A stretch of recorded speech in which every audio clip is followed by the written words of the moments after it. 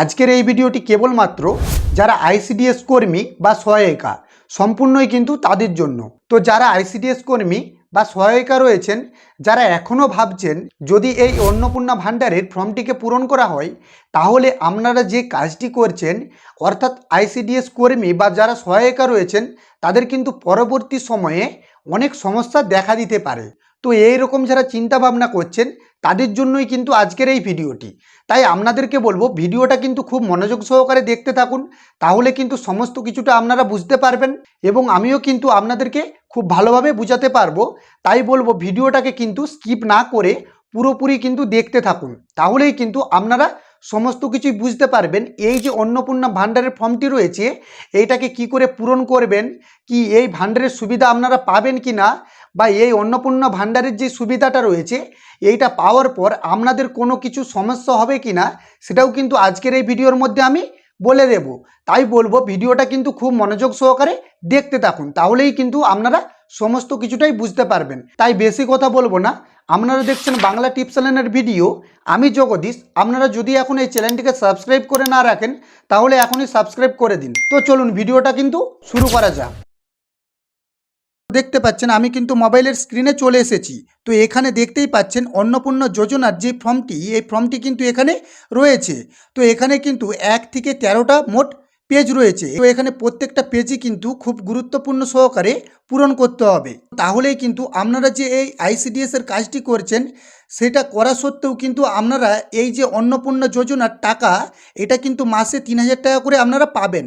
তো তার জন্য আপনাদেরকে কি করতে হবে সেটা কিন্তু আমি আপনাদেরকে স্টেপ বাই স্টেপ বলে দেব বা দেখিয়ে দেব, আপনারা কিন্তু খুব সহজেই বুঝতে পারবেন। তো তার আগে আমি আপনাদেরকে দেখিয়ে দিই, আপনাদের যাদের যাদের ডাউট রয়েছে এই অন্নপূর্ণা যোজনার যে ফর্মটি রয়েছে এই ফর্মটিকে যদি আপনারা পূরণ করেন তাহলে কিন্তু অনেকেই ভাবছে যে আমি যদি এই ফর্মটিকে পূরণ করি তাহলে আমার পরবর্তী সময়ে অঙ্গনওয়াড়ি কেন্দ্রে সমস্যা কিন্তু দেখা দিতে পারে, এটা কিন্তু অনেকেই ভাবতে পারে। তো যারা এই কথাটা ভাবছেন তাদের জন্যই কিন্তু আমি আলাদা করে একটা স্ক্রিনশট নিয়ে রেখেছি, সেটা কিন্তু আপনাদেরকে আগে দেখিয়ে দিচ্ছি। দেখুন, তো আমি সরাসরি স্ক্রিনশটে কিন্তু চলে যাচ্ছি। দেখুন, তো এখানে কিন্তু পরিষ্কার করে বলা হয়েছে, তো আপনারা যদি এখানে একটু ভালো করে দেখেন তাহলে কিন্তু এখানে পরিষ্কারভাবে লেখা রয়েছে আপনারা এই সুবিধা পাবেন কি পাবেন না, সেটা কিন্তু এখানে পরিষ্কার করে লেখা রয়েছে। তবুও আমি আপনাদেরকে একটু বুঝিয়ে দিচ্ছি। তো এখানে কিন্তু অঙ্গনওয়াড়ি কর্মী বা সহায়িকাদের জন্যই কিন্তু এই যে পেজটি, এই পেজটা কিন্তু রয়েছে। তো দেখুন আমি কিন্তু পরিষ্কার করে আপনাদেরকে বুঝিয়ে বলছি। এখানে কিন্তু লেখা রয়েছে আপনার মা যদি আইসিডিএস বা অঙ্গনওয়াড়ি কর্মী বা সহায়িকা হন তাহলেও তিনি অন্নপূর্ণা ভাণ্ডার প্রকল্পের ফর্ম ফিল আপ করতে পারবেন। তো এটা আপনাদেরকে কিন্তু মাথায় রাখতে হবে। তো এটা কোথায় লেখা রয়েছে, এখানে কিন্তু লেখা রয়েছে, এই উপরে দেখতে পাচ্ছেন এখানে কিন্তু লেখা রয়েছে। তো তারপরে কি লেখা রয়েছে, সরকারি নিয়ম অনুযায়ী অঙ্গনওয়াড়ি কর্মীরা স্থায়ী বা নিয়মিত সরকারি কর্মচারী অর্থাৎ পার্মানেন্ট গভর্নমেন্ট এমপ্লয়ি নন, তারা মূলত ভলেন্টিয়ার বা মনোদয় ভিত্তিক কর্মী হিসাবে গণ্য হন, তাই তারা এই প্রকল্পের আওতাভুক্ত হতে পারেন। এটা কিন্তু এখানে লেখা রয়েছে পরিষ্কার করে, আপনারা কিন্তু দেখে নিতে পারেন। তাই বলবো ভিডিওটা কিন্তু খুব মনোযোগ সহকারে দেখুন, তাহলে কিন্তু সমস্ত কিছুটা আপনারা বুঝতে পারবেন। যে কিভাবে ফর্মটাকে ফিল আপ করবেন সেটাও কিন্তু আমি আপনাদেরকে বলে দেবো স্টেপ বাই স্টেপ। তাই ভিডিওটা কিন্তু খুব গুরুত্বপূর্ণ সহকারে দেখতে থাকুন। আর চ্যানেলে যদি নতুন হয়ে থাকেন তাহলে কিন্তু এই চ্যানেলটিকে অবশ্যই সাবস্ক্রাইব করে দিন। তো দেখুন তারপরে কিন্তু লেখা রয়েছে যোগ্যতার মূল শর্তাবলী। এখানে কি লেখা রয়েছে, বয়স, আবেদনকারীর বয়স 25 থেকে 60 বছরের মধ্যে হতে হবে। এটা কিন্তু আপনাদেরকে খুব গুরুত্বপূর্ণ সহকারে মাথায় রাখতে হবে। তো তারপরে কী লেখা রয়েছে, আয়কর, তিনি যেন কোনোভাবেই আয়কর দাতা অর্থাৎ ইনকাম ট্যাক্স পেয়ার না হন, এটা কিন্তু আপনাদেরকে মাথায় রাখতে হবে। তো তারপরে কী লেখা রয়েছে, আধার সংযোগ, টাকা সরাসরি অ্যাকাউন্টে পাওয়ার জন্য নিজের একক সিঙ্গেল ব্যাংক অ্যাকাউন্টের সাথে আধার লিঙ্ক থাকা বাধ্যতামূলক। তো আপনাদেরকে এইটা আমি বুঝিয়ে বলছি আধার সংযোগটা। তো দেখুন এই যে অপশানটা রয়েছে এটা কিন্তু আপনাদেরকে আমি বুঝিয়ে বলছি। তো টাকা আপনাদের সরাসরি অ্যাকাউন্টেই ঢুকবে, তার জন্য কিন্তু এখানে নিয়মটাকে মানতে হবে। তো কী নিয়ম, টাকা সরাসরি ব্যাংকে পাওয়ার জন্য আপনাদেরকে একক মানে সিঙ্গেল ব্যাংক অ্যাকাউন্টের সাথে আধার লিঙ্ক থাকা বাধ্যতামূলক। তো ধরুন অনেকেই রয়েছে যারা জয়েন্টে কিন্তু অ্যাকাউন্ট খুলে রেখেছে বা জয়েন্টে আধার লিঙ্ক করে রেখেছে, এইরকম কিন্তু অনেকেই রয়েছে। তো সাপোজ আপনাদেরকে আমি বুঝিয়ে বলছি, আমি জগদীশ পণ্ডিত, আমার দাদা হিমাংশু পণ্ডিত। আমাদের যদি পাসবুকটি কোনো রকম জয়েন্ট পাসবুক হয়, মানে দুজনের একটাই পাসবুক, হ্যাঁ, তাহলে কিন্তু এই সুবিধাটা পাওয়া যাবে না। তাহলে কিন্তু এই যে টাকাটা ব্যাঙ্ক অ্যাকাউন্টের মধ্যে কিন্তু আসবে না। তো কি থাকতে হবে? একক সিঙ্গেল ব্যাঙ্ক অ্যাকাউন্ট। তো একক সিঙ্গেল ব্যাঙ্ক অ্যাকাউন্ট মানে কি? কারো যদি 4 থেকে 5টাও অ্যাকাউন্ট থেকে থাকে, তাহলেও কিন্তু কোনো প্রবলেম হবে না। যে অ্যাকাউন্টে ডিবিটি লিঙ্ক করা রয়েছে, অর্থাৎ আধার সংযোগ করা রয়েছে, যেই অ্যাকাউন্টে আপনি লক্ষ্মী ভাণ্ডার পেতেন, সেই অ্যাকাউন্টটিকেই কিন্তু আপনাদেরকে সিলেক্ট করতে হবে। আর সেটা কিন্তু মনে রাখতে হবে, আপনাদের যেন নিজস্বই যে অ্যাকাউন্ট এটাই যেন হয়, জয়েন্ট অ্যাকাউন্ট এখানে যেন কোনোভাবেই না হয়। তো এখানে আপনাদেরকে এটা বুঝাতে পারলাম। তো এবার আমি চলে যাচ্ছি ফর্মে। তো দেখুন এখানে কিন্তু যে পেজগুলো রয়েছে, এই পেজের মধ্যে কিন্তু অনেক কিছুই বলা হয়েছে। ব্যাংক অ্যাকাউন্ট থেকে শুরু করে আপনাদের বার্ষিক পরিবারের আয়, তারপরে এখানে কিন্তু আপনারা কি কাজ করেন, সমস্ত কিছুই কিন্তু লেখা রয়েছে। এখানে কিন্তু দেখে দেখে আপনাদেরকে সঠিকটাই কিন্তু এখানে করতে হবে। আপনারা যদি কোনো কিছু লুকানোর জন্য কোনো কিছু করেন, তাহলেই কিন্তু আপনাদের প্রবলেম হবে, তাহলেই কিন্তু আপনাদের সমস্যা দেখা দিতে পারে। তো আপনাদেরকে খুব গুরুত্বপূর্ণ সহকারে কিন্তু এই ফর্মটিকে পূরণ করতে হবে, তাহলেই কিন্তু আপনাদের টাকা ব্যাঙ্ক অ্যাকাউন্টে চলে আসবে মাসে 3,000 টাকা করে। তো দেখুন এখানে কি বলা হয়েছে। তো এখানে আপনারা 1 নম্বর 2 নম্বর সমস্ত কিছুই কিন্তু এগুলো ইজি ব্যাপার, এগুলো কিন্তু যে কেউ করে দিতে পারবে। এখানে যে 3 নম্বর যে ফর্মটি রয়েছে, মানে 3 নম্বর যে পেজটি রয়েছে, এই পেজটাকে কিন্তু আপনাদেরকে চলে আসতে হবে। এই পেজে আসার পরে আমি দেখিয়ে দিচ্ছি, এইখানটাকে কিন্তু আপনাদেরকে চলে আসতে হবে, মানে এইখানটাকে কিন্তু আপনাদেরকে চলে আসতে হবে। আসার পরে এখানে দেখতেই পাচ্ছেন, তো এখানে দেখতে পাচ্ছেন বাড়ির ধরন। তো ধরুন আপনি একটা পাকার বাড়ি তৈরি করলেন, তো সেখানে 4টে বা 5টে রুম রয়েছে, সেই ক্ষেত্রে কিন্তু আপনাদেরকে এখানে হ্যাঁ অপশানে কিন্তু টিকচিহ্ন দিতে হবে। তো আপনারা যদি ভাবেন যে এটা দেব না, তাহলে কিন্তু হবে না, আপনাদেরকে হ্যাঁতেই দিতে হবে। আর বাড়ি যদি আপনারা এখানে নাতে দেন, যদি ধরা পড়েন ইনকোয়ারি বা কোনো সার্ভে আসার সময় যদি ধরা পড়ে, তাহলে কিন্তু প্রবলেম দেখা দিতে পারে। তাই বলবো হ্যাঁতেই কিন্তু সিলেক্ট করতে হবে। আপনার বাড়িটি যদি একটি থাকে, সেখানে যদি 5টা রুম থাকে, সেই ক্ষেত্রে কিন্তু হ্যাঁতেই দিতে হবে, তাহলে কোনো রকম কোনো কিছু প্রবলেম হবে না। তো নেক্সট আমি যাচ্ছি, আপনাদেরকে আমি নিয়ে চলে যাচ্ছি 5 নম্বর পেজে। এই যে 5 নম্বর পেজটা, এটাই কিন্তু আপনাদের মেন পেজ। এটাই কিন্তু আপনাদেরকে ভালোভাবে দেখতে হবে, কারণ এখানেই কিন্তু লেখা রয়েছে কর্মসংস্থানের ধরন। তো এইটাই কিন্তু আপনাদের মেন পেজ। এটাই কিন্তু অনেকেই ভুল করছেন, এটাই আমি দেখেছি অনেক ক্ষেত্রেই কিন্তু অনেকেই, মানে যারা আইসিডিএস কর্মী রয়েছেন, যারা অঙ্গনওয়াড়ি কর্মী বা সহায়িকা রয়েছেন, তারা কিন্তু এখানে অনেক কিছু ভুল করছেন। এইটাই কিন্তু আপনাদেরকে ঠিকঠাকভাবে দিতে হবে। তো এখানে পরিষ্কারভাবে বলা হয়েছে, আমি আপনাদেরকে একটু জুম করে দেখিয়ে দিই। এখানে লেখা রয়েছে কর্মসংস্থানের ধরন। তো তার পাশে কি লেখা রয়েছে এখানে? পরিবারের প্রধান। তো পরিবারের প্রধান যদি কোনো সরকারি ক্ষেত্রে বা বেসরকারি ক্ষেত্রে বেতনভুক্তি কর্মচারী হয়, তাহলে এগুলো নিয়ে ঠিক করতে পারেন। বোঝা গেল? তো ধরুন আপনাদের প্রধান আপনাদের স্বামী, তো এখানে কিন্তু তার যে কর্মসংস্থানের ধরন, সেটাই কিন্তু এখানে লিখতে হবে। তো এখানে 1 নম্বর সদস্য। তো তারপরে যদি 1 নম্বর সদস্য আপনি হয়ে থাকেন, তাহলে কিন্তু এখানে আপনাদেরকে যে কাজটি করতে হবে, এখানে অনেকগুলো অপশন রয়েছে। আপনারা অনেকেই ভুল করছেন, এখানে কিন্তু অনেকে সরকারি ক্ষেত্রে করে দিচ্ছে। তো দেখিয়ে দিচ্ছি, এই যে সরকারি ক্ষেত্রে রয়েছে দেখতে পাচ্ছেন, এই সরকারি ক্ষেত্রে করে দিচ্ছেন। আবার কেউ কেউ রয়েছে, এখানে দেখতেই পাচ্ছেন বেসরকারি ক্ষেত্রে বেতনভুক্ত কর্মচারী, এটাকেও কিন্তু অনেকে করে দিচ্ছে। এইটাও কিন্তু করা যাবে না, এটাও কিন্তু মাথায় রাখতে হবে। তারপরে অনেকেই আবার কি করে দিচ্ছে, আংশিক সময়ের কর্মরত, মানে পার্ট টাইম, এটাকেও কিন্তু অনেকেই করে দিচ্ছে। এইগুলো কিন্তু করা যাবে না। তো এখানে কি করা যাবে? এখানে কিন্তু আপনাকে যেটি করতে হবে, এখানে অন্যান্য যে অপশানটি রয়েছে দেখতে পাচ্ছেন, এইখানে কিন্তু আপনাকে টিক চিহ্ন দিতে হবে। তার পাশে এখানে এই যে বক্স একটা ছোট রকম, মানে একটা ব্যাকেট দিবেন। এই ব্যাকেট দেবার পরে আপনাকে লিখতে হবে ICDS, এটা কিন্তু আপনাকে উল্লেখ করতে হবে। তাহলে কিন্তু এই যে কাজটা, এটা কিন্তু হবে, এটা কিন্তু সঠিক একদম। তো এটা ঠিক দেওয়ার পরে এখন আপনাদেরকে একটু চলে যেতে হবে আরেকটা অন্য পেজে। তো আমি আবার অন্য পেজে নিয়ে চলে যাচ্ছি। তো এখানে দেখুন, এখানে যেই 6 নম্বর পৃষ্ঠাটি রয়েছে, এখানে কি বলা হয়েছে, পরিবারের শিক্ষিত বা প্রাপ্তবয়স্ক সদস্যদের সংখ্যা এবং পরিবারের অশিক্ষিত প্রাপ্তবয়স্কদের সংখ্যা এখানে দিতে বলছে। তো যদি বাড়িতে কোনো শিক্ষিত কেউ থেকে থাকে, ধরো ৩ জন রয়েছে, বাবা, মা আর একটা ছেলে, সেই ক্ষেত্রে কিন্তু যদি সবাই শিক্ষিত হয় তাহলে কিন্তু এখানে শিক্ষিতর করে ৩ লিখতে হবে। তো তারপরে এখানে দেখতেই পাচ্ছেন একটু নিচের দিকে পরিবারের প্রধান যদি শিক্ষিত হয় টিক চিহ্ন দিলেন। সদস্য 1 যদি সদস্য 1 এ আপনি রয়েছেন, মানে আইসিডিএস করছেন আপনি, তাহলে আপনি অবশ্যই টিক চিহ্ন শিক্ষিতর মধ্যেই দিবেন। তো আপনি যদি ১৯৯০ থেকে বা এরকমের মধ্যে ২০০০-এর মধ্যে চাকরি পেয়ে থাকেন, সেই ক্ষেত্রে কিন্তু অনেকেই অনেক কম পাসেই কিন্তু চাকরি পেয়ে গিয়েছিল।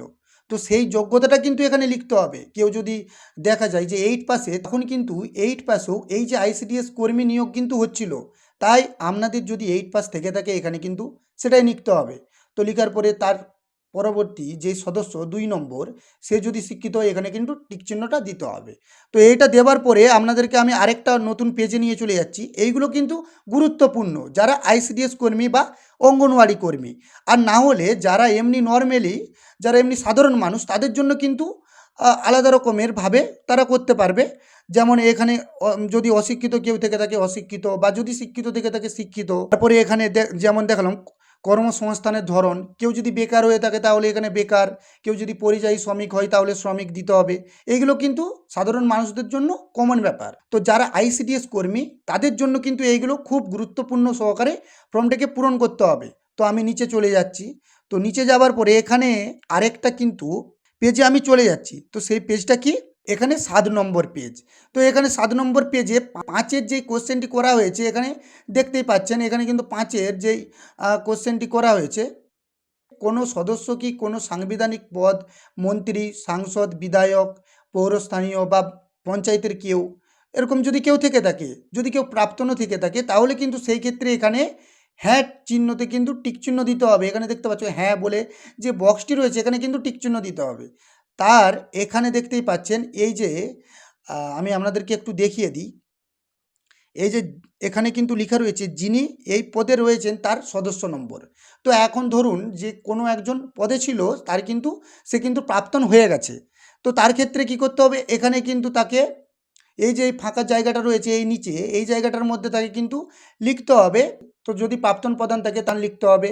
তার পাশে কিন্তু কত বছর থেকে কত বছরের মধ্যে ছিল সেটা কিন্তু থাকতে হবে, সেটা কিন্তু লিখতে হবে।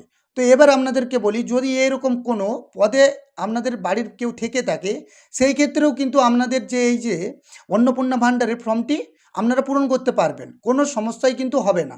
কারণ এই পদে যারাই রয়েছে তারা কিন্তু কোনো রকমভাবে সরকারি কর্মচারী নয়।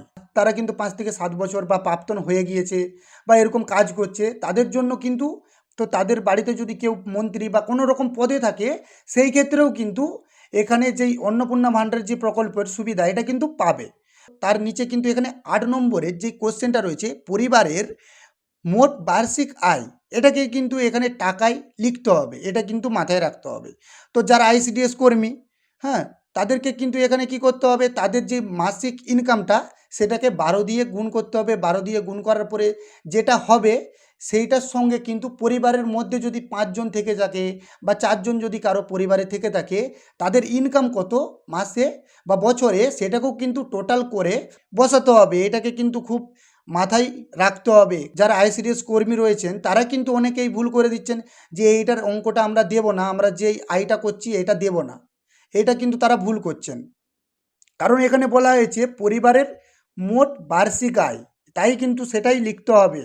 তাই বলছি এইটা কিন্তু ভুল করা যাবে না। তারপরে আপনাদেরকে একটু নিচের দিকে চলে যাচ্ছি। এখানে আপনাদের যদি কোনো রকম ভুল থাকে, মানে সিএএ আবেদন বর্তমান অবস্থা যদি থাকে আপনারা দিবেন, যদি না থাকে তাহলে প্রযোজ্য নয় এটা লিখে দিবেন।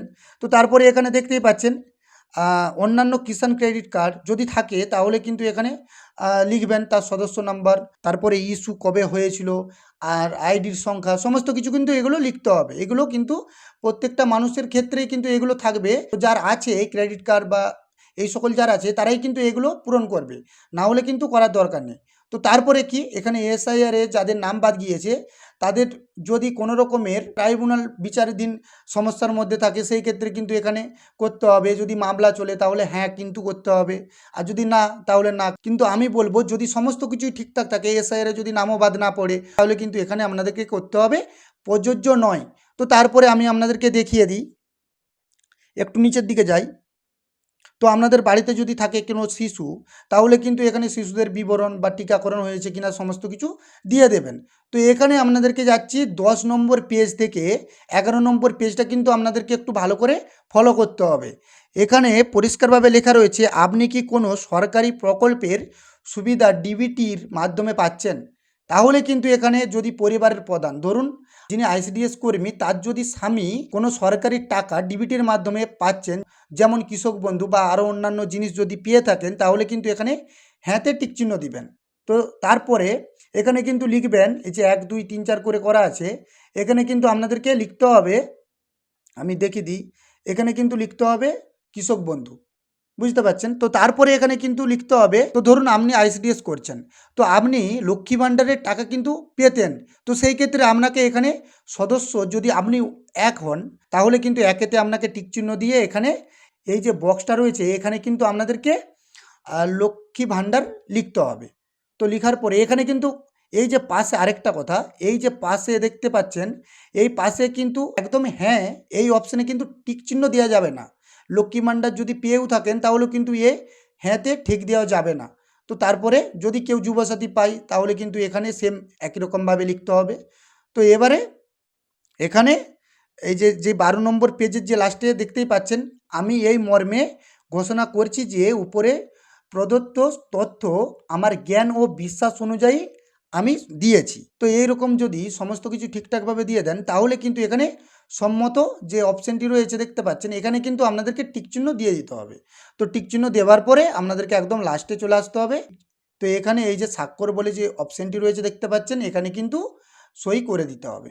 তো এখানে আপনাদেরকে আরেকটা কথা বলে দিই, তো এখানে কিন্তু একটা জিনিসকে খুব মাথায় রাখতে হবে, কারণ এখানে বলা হয়েছে সত্য এবং প্রযোজ্য ক্ষেত্রে আমি সকল সহায়ক নথি প্রদান করেছি এবং উপরে উল্লিখিত কোনো মানদণ্ড বাদ দেয়নি। তো আমি অবগত যে আমার প্রদত্ত কোনো তথ্য মিথ্যা প্রমাণিত হলে আমার সামাজিক সুরক্ষা এবং সংক্রান্ত সুবিধাসমূহ বন্ধ হয়ে যেতে পারে।